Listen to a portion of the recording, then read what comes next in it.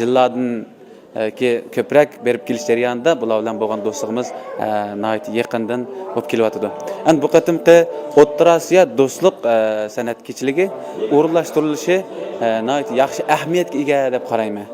Chunki bu O'rta Osiyo do'stlik san'at kechiligi degan bu temaning o'zidan chiqib turdi.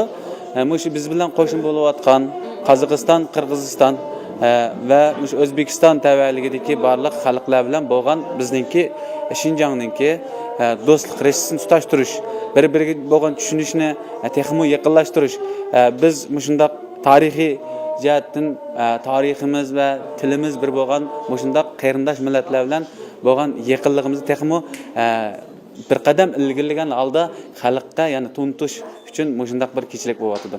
Bu kechilikda shu qozoq xalqininki hozirgi zamondagi yoshlar eng yaxshi ko'rib kelayotgan mayli u yoqda bo'lsin, mayli bu yoqda bo'lsin, qozoq xalqi eng yaxshi ko'rayotgan Xayrat Nurtas yosh naqshlardan buningmi san'atiga qoyil bo'lmay turmaymiz. Nihoyat yaxshi naqshlarni aytadi.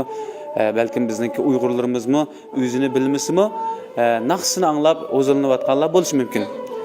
Undan boshqa yana shu Qozog'iston Jumhuriyatidagi Orda gruppasi deydigan bir gruppa bor. Bu gruppada qozoq qirg'izlardan tashkillangan naqshlar bir gruppa, 4 naqshchi va buningda ularning san'ati nihoyat kuchli. Demak, qozoqlardan, qirg'izlardan shunday kuchli san'atchilar kelyapti bu yoki.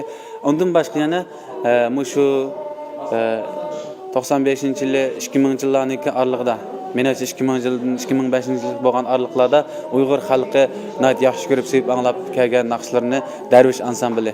Darvish ansamblimi izchillikni saqlab kelayotgan ashaqdagi Uyg'ur xalqininki chanqigan qalbiga ustulik berayotgan, yurigiga o't yoqayotgan shundaq bir yaxshi ansambl.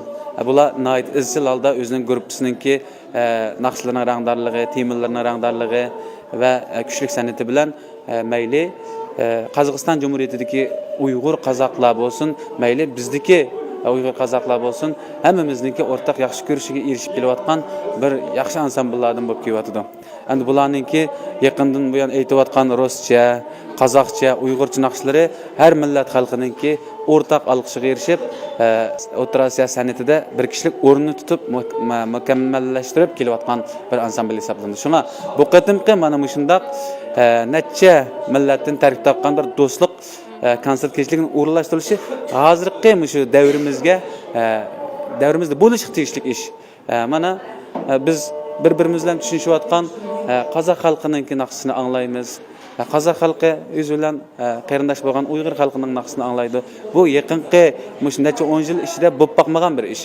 Bu menimcha yaxshi boshlanish va bundan keyinmi yaxshi davomlashib, balkim kelar qatim shunday bir faoliyat bo'lgan vaqtda bu qatim O'zbekistondan kelmoqchi bo'lgan artistlar ma'lum sabab tufaylidan kelmadi. Agar kelgan bo'lsa, bu mutlaq holda O'rta Osiyo tavalligidagi qadim tariximizni yana bir aslagandek bir holatga keladigan bir san'at kechlik bo'lib qolg'isi edi. Hamda balkim keyincha yana o'zbeklarimiz kelib biz bilan birlikda ishtirok bo'lib, birlikda san'at qo'yib, yana xalqimizningki kutgan yerdan chiqarishiga ishonchim komil.